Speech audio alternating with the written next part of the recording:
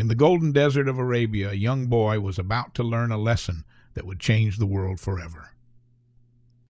Long ago, in the beautiful city of Makkah, there lived a young boy named Muhammad. He was kind, honest, and loved by everyone who knew him.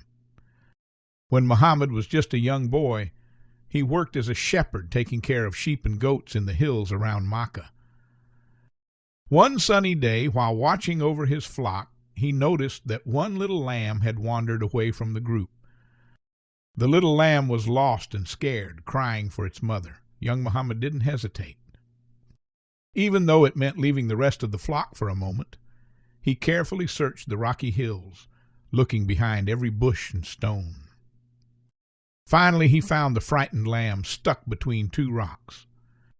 Gently, Muhammad freed the little creature and carried it safely back to its mother. The lamb was so happy, and so was Muhammad.